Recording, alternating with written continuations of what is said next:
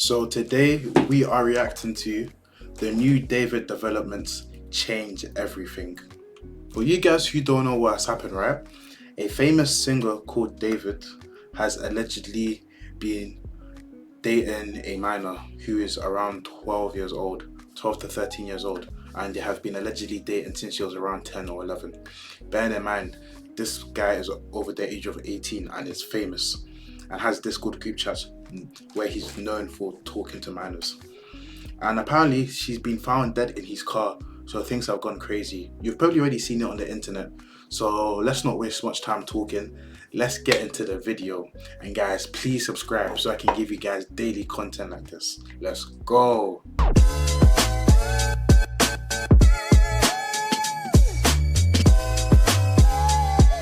And, police say they now consider the singer a suspect in her death and say they have better information about when she may have died. Now, the new David, spelled d4vd, developments change everything. And I don't say that lightly, because according to sources with direct knowledge of the investigation, this case has now gone to a much deeper place than where it started. We first talked about the David story, spelled d4vd. I'm actually confused because he wasn't even named a prime suspect till like very recently, which is kind of crazy because she was found in his own car. So I don't know. I mean, to be honest, there was a lot of things coming out about Epstein files and things like that. So I originally thought that this might have just been a cover-up or something like that. But I don't know. This is a bit interesting, man. The fact he wasn't deemed a suspect until now is kind of sus. Back on September 10th, when all we had were headlines, confusion, and a single breaking news alert about a body found inside an impounded Tesla. Back then, nobody obviously understood the timeline. Nobody knew who the victim was, and the entire situation felt like one giant question mark, especially because the name tied to that car belonged to a popular young singer nobody expected to see connected to something like this. Since then, a lot has been said, a lot has been assumed, and this has become one of the most confusing and emotionally charged stories I've personally covered on this channel, that's for sure. And of course, it involves a 14-year-old girl who lost her life. Rest in peace to Celeste, man. Nobody should have to go through something like that. Makes the story even heavier to talk about. Now, my last video on this case a little over 3 weeks ago, I told you that I'd keep you updated the moment anything significant developed. And today I'm here to deliver that promise. My goal with this video is to explain why these new details are so significant and how they completely shift the timeline and direction of this investigation. So, let's get into it. We have got to the point where literally anybody can build a fully working app without knowing how to code. This is Oh, now my internet's Now, the not first working. major thing we're going to talk about is that David has now been identified by investigators as a suspect in this case. And here's the thing, right? This is not an official stamp. Should have been identified as a suspect a long time ago. Am I bugging? Or just put two and two together? But to be honest, like, it's the law. It's probably not as easy as that. But hey, I don't know why he wasn't a suspect straight away. Because they do need probable cause with the help of all the evidence in order to do that on the record, and that's not the case, at least as of right now. So this does not mean that they have enough on David as of today to make an arrest. That's not where things are yet. But it does mean that detectives no longer see him as just someone connected to the car or a person they might want to question later. David is now considered a suspect, and this is pretty major. Up until now, most of the noise around this story came from commentators, journalists, and the internet trying to make sense of what happened. But when that confirmation comes from inside the... I can't lie, his reputation and his career is cooked. He can never make it back in the industry after something like this. He's actually cooked. It's crazy because he came up so fast, making songs on the Fortnite edits, and now his career is done. That's unfortunate. Well, it's not unfortunate because he basically deserves it for having sexual relations with a minor, allegedly. Many minors, allegedly. investigation itself, that's very different, that carries weight. So what does that actually mean? It means investigators are no longer treating him as someone who just happens to be tied to a vehicle where the body was found. Yes, the Tesla was registered to David the whole time, but that alone doesn't automatically make someone a suspect. And in David's situation, that detail becomes even more complicated because with the level he was operating at, the management, the team around him, the people coming in and out of the places he stayed, we know that there were multiple individuals who potentially had access to his cars, his properties, and his general belongings. So investigators had to look deeper. People lend cars out, people borrow things, people come and go, and detectives obviously know that. They needed more than a registration to take the next step. Now, it does not mean that they've reached a conclusion. It does not mean he's guilty, and it does not mean an arrest is guaranteed or around the corner. But it does mean the investigation has now moved into a different phase. And according to sources with direct knowledge of the case, this wasn't something that happened overnight. Detectives have been working quietly behind the scenes for weeks, interviewing people close to the situation, cross-checking timelines, examining digital information, reviewing physical evidence, and this is the point where they felt like they had enough to place him in that category. And when you look back at how this entire story began, a body discovered inside the front trunk of a Tesla registered to him, this suspect classification becomes one of the most serious developments we've seen since the very beginning. This is the moment where the tone of the investigation shifts. This is when the pressure increases, and this is when detectives begin focusing in a lot more than before. That happened months before her remains were found in the trunk of that Tesla on September 8th. And now the source also tells us that pop singer David is being considered a suspect in her death. Now, connected to the suspect status, there's another major development investigators are focused on right now. Two separate law enforcement sources have told reporters that detectives do not believe this was a one-person job. According to those sources, investigators think a second individual was involved in the effort to dispose of Celeste's body during the months before she was found inside that Tesla. One source even said, Wow, she was there for months. That's crazy. confidently, that investigators believe that more than one person was involved in the handling of the teen's body in the months before her remains were found in that Tesla, according to two law enforcement sources familiar with the inquiry. So the fact that law enforcement sources are speaking that boldly is pretty crazy to me. So now the focus isn't just on what happened, it's on who else might have played a role in this thing. Who is this other person? A friend, someone in a circle maybe, or someone the public doesn't even know exists? As of right now, we don't have those answers yet, but when detectives believe a second person was involved, that tells you this wasn't one terrible moment or one impulsive decision. Damn, this suggests that it was planned. This makes it even worse, man. Honestly. But didn't people realize she was missing earlier? That's why I'm kind of confused. Because if she was there for months, surely she would have been reported missing. Do you know what I'm trying to say? That's kind of weird, honestly. As planning. It suggests coordination. It suggests someone else out there is holding secrets and staying quiet, at least for now. Because based on some things that we're going to talk about later on in the video, there are witnesses and even informants already cooperating with police behind the scenes. And this is according to law enforcement sources. So it's only a matter of time before those pieces connect. Now we're left with some heavy questions. How far does this thing actually extend? Who helped and why? If investigators are right about what they're claiming, this case goes way deeper than anyone imagined when the first headlines hit. And the thing about investigations like this is, once detectives have that story lined up, once they connect, the digital evidence, the timelines, and the, witness statements, right? That's when everything can come crashing down very fast. So you're telling me I can straighten my teeth in as little as 4 to 6 months from just £38 a month? Yep.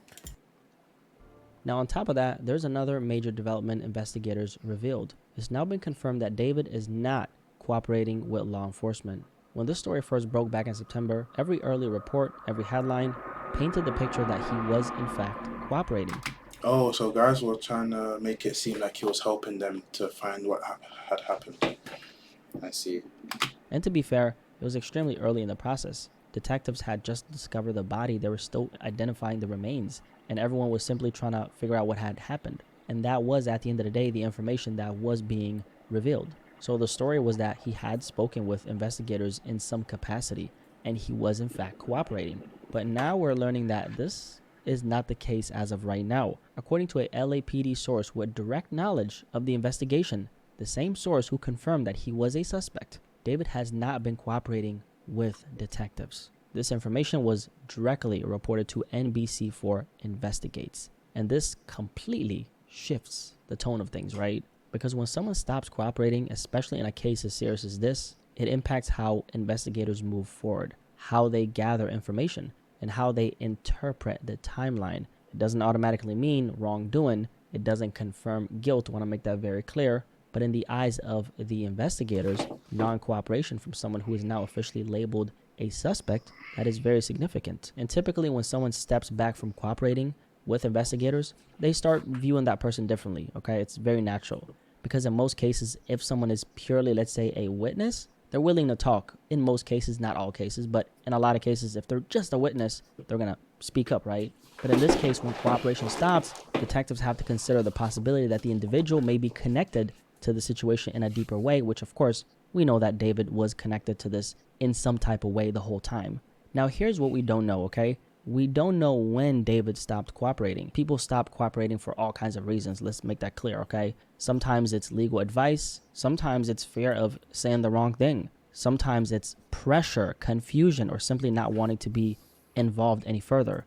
And let's be honest, a lot of people don't fully trust law enforcement in general. Even if you're completely innocent, if the police starts asking you questions, your guard is going to go up. Yeah, low key, I feel like some people are scared that the police will set them up. So they might not want to necessarily speak in a situation. So, and I feel like a lot of lawyers often encourage their clients to not say anything. Like, as in like, no comment, and whatnot. So I think he might have just been advised by his legal team to not cooperate. That's human nature. I mean, I know for me personally, if officers approach me in a situation where I, let's say, didn't see anything, didn't know anything about whatever it was that they were talking about, I'd be very cautious too, okay? And a lot of people can definitely relate to that. And another thing to keep in mind is the reality of the music industry. When an artist reaches a certain level, there are a lot of people financially tied to their career. Labels, management, teams, partners. So in situations like this, there's often a lot of legal guidance, a lot of caution, and a lot of protection around what the artist says or doesn't say. That's just how the industry operates. But here's where things take a much stranger turn, because according to investigators, Celeste's death... Why are guys like, their careers are going amazing and they're always like, oh, let me be involved in a weird scandal that can mess up my career? Why do a lot of people do that? Do you know what I mean? Have you guys realized this? A lot of like celebrities, a lot of famous people, they get kicked in the most weirdest scandals. Like, your life is going amazing. Why do you then decide to do something? Like, let me just decide to talk to all these minors. Like, what? And guys, don't clip that out of context, please. Like, it just does not make any sense. Didn't happen anywhere near September. It likely happened months earlier in the spring. And that detail changes everything. According to a law enforcement source who spoke to the LA Times, Celeste may have been dead for months, likely dating all the way back to the spring before her remains were finally discovered in September. And if that's true, I mean, think about what that means. It means there's a massive gap in the timeline that nobody publicly knew about. So that in itself raises a whole new set of questions. Where was Celeste during all those months after she disappeared? Who was she around? And how did nobody notice something was terribly wrong for that long? Now, yes. Yeah, like, how did you not notice she was gone? She had run away from home multiple times. We know that, which might explain why her absence didn't immediately set off anyone's alarm bells, right? But that's a heartbreaking conversation on its own that we're not going to go into right now. This spring timeline is one of the biggest twists in the entire investigation because it forces everyone, detectives included, to rethink how this happened. Now, let's also address something important. A few days ago, multiple outlets, including Rolling Stone and TMZ, reported that Celeste's body may have been refrigerated or even frozen before being placed inside that Tesla. You might have heard about this news, and the reports said that investigators were apparently exploring that freezing theory and that outside forensic experts were being brought in to help understand the condition of the remains. But now we have an official update, and that information has actually been refuted by law enforcement. And LAPD Scott Williams told reporters that the body was not frozen despite what a lot of media outlets had been saying. The LAPD also put up the following statement saying this: the Los Angeles Police Department is aware of the recent stories posted by various media outlets about the David Celeste Rivas investigation and would like to dispel some misinformation contained in their reporting. The body of Celeste Rivas was not frozen when it was discovered on September 8, 2025. She had not been decapitated. Wow, all this time I thought she was decapitated. Now, the reason why I'm sharing this with you is because the freezing theory actually ended up going viral. A lot of people saw it, a lot of people repeated it, and for a lot of folks, it became part of what they thought was the truth about this case. And this is why I want you to be very careful about trusting every single detail you see online about this situation and this story. Guys, there's a lot of misinformation, a lot of assumptions and a lot of headlines that don't really match what investigators are actually saying. And I'm not saying that I'm above ever getting something wrong either. I'm human, and if I make a mistake and new information comes out that proves it, I'm always going to come back, point it out, and correct it in front of you, because that's the only way to cover a story like this. It's just the right thing to do. And also, I'm not trying to bullshit you. You get what I'm saying? I have enough respect for you to the point where I'm not going to sit here and lie and make stuff up, and then when I'm wrong, I'm not going to acknowledge it. That's just not how I do things, okay? Now, there's another lead detectives are said to be reviewing, and it points to a location about a 2-hour drive outside of Los Angeles. David's alleged secret trip to Santa Barbara. According to TMZ, who cites a source with knowledge of the investigation, a critical part of the case involves a mysterious trip David allegedly took to a remote area of Santa Barbara County in the middle of the night. Now, I do want to point this out. TMZ uses the phrase last spring, while NBC states in the spring of 2025. So there's a bit of a wording conflict in how different sources describe the timeline. That's something investigators will ultimately clarify as they piece everything together. Personally, I'm going with spring 2025 though, because that's what we know, okay? But that's beside the point. If detectives believe the death occurred in the spring of 2025, which obviously that would make sense, then any unexplained late night travel to remote areas during that same period becomes something they have to look at closely. Does this trip overlap with the window when Celeste disappeared? We don't know the answers to those questions yet, obviously. We don't know what, if anything, investigators found in that area, and we don't know whether this moment ends up being a crucial part of the timeline or just a coincidence that happened during that same period, allegedly. But what we do know is this: investigators are aware of this trip, allegedly, and it's something that detectives are currently reviewing as they try to understand what really happened. When you have the perfect response in your head, but your fingers just can't keep up. We've all been typing, deleting. And while all this was unfolding, something unusual happened online. As I was going through the public records like I always do when I cover cases like this, I noticed that the information on the medical examiner's website had actually been completely removed. So there's That's a bit sus. Why was it removed? absolutely no information that you can find about it on the medical examiner's website. Up until this point, no one knew why that happened, but after digging further and reviewing new reports and court filings, now we finally have the answer, and this is the truth about that.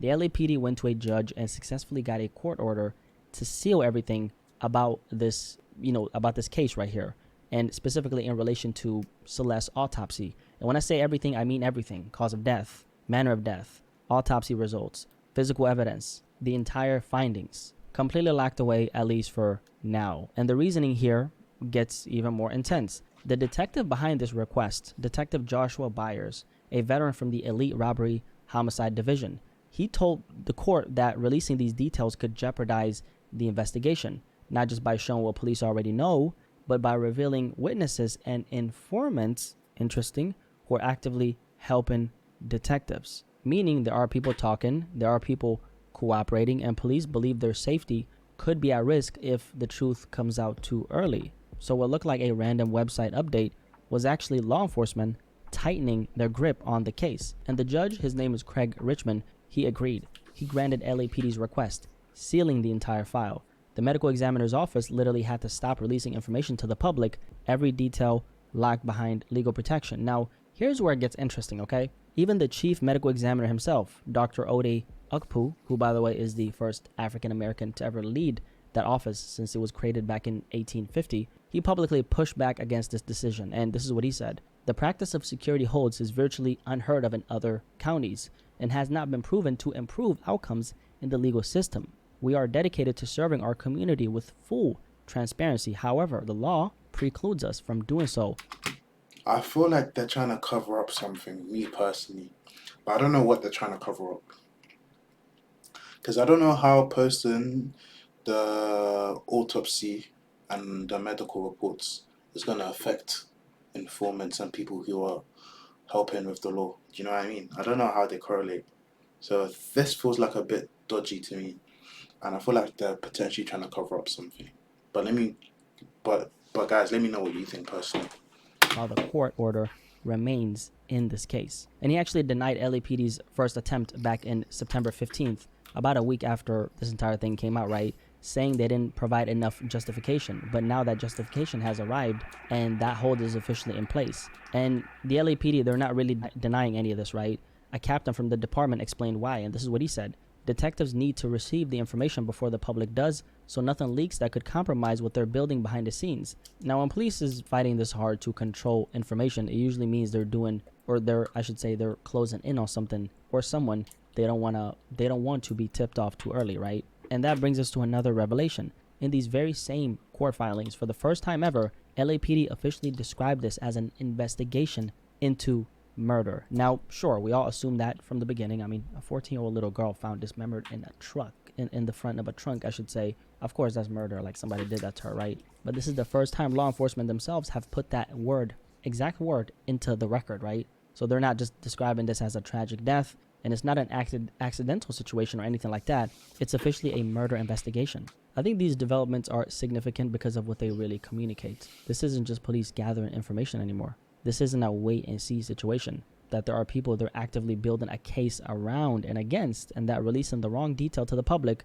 too soon could jeopardize everything they've been putting together in silence. The LAPD didn't go to court unless they felt they were protecting more than just paperwork. They're protecting their strategy, they're protecting witnesses, they're protecting whatever evidence they've already connected to someone or more than one person. So you can feel the tone of this entire investigation shifting. I mean, they're definitely turning up the heat right now. And you can see that through their actions. This is a serious, targeted pursuit of accountability. And on the conversation of accountability, the LAPD deputy who's overseeing the investigators working on this case, he actually said, and I quote, "Accountability is coming. Our robbery homicide detectives have been Sorry guys, I've been feeling kind of sick recently. And not waiting for that decision by the medical examiner. They are going to get justice for Celeste Rivas." And then he said the following: "No one is off the table, including him." He's talking about David. So that is one of the strongest public signals we've heard so far in this case. Sounds like they're very confident in solving this. So now the tone from investigators isn't... Yeah, it sounds like they know. Well, it sounds like they think it's David, I think. We're figuring things out. It's justice is coming. Someone will be held responsible. And anyone tied to this in any way is being looked at, including David himself. And through all of this, guys, it's very important to remember the heart of this entire case. A 14-year-old girl lost her life. A child should have had years ahead of her. Laughter, memories, dreams, growth, all of it. Sometimes these stories get so big, so complicated, so shocking, that people forget there's a real family behind all of this. There's a real life that was lost. A family that wakes up every day without their daughter. A family that didn't get a chance to say goodbye. It's a real tragedy. And honestly, I wish things could have been different for Celeste. Nobody deserves an ending like this. Rest in peace to Celeste, man, honestly. I don't think anybody deserves this. And I hope that justice gets served at the end of the day. Because now her family aren't going to be able to see her anymore. And she was only 14. Like, in 16 years is a long time. She would have only been 30 years old. Do you know how much time she had left? How much time? And like, she was young, you know. So like, she might have not made the best decisions, all of that stuff, but she still had time to grow and learn and be more mature as a person. So honestly, like, this is sad, and I pray that she gets the justice that she deserves. But anyways, guys, follow me for more daily videos, guys. We are trying to break the internet in 2026 and become the biggest reaction channel yet. And yeah, I love you guys. Peace.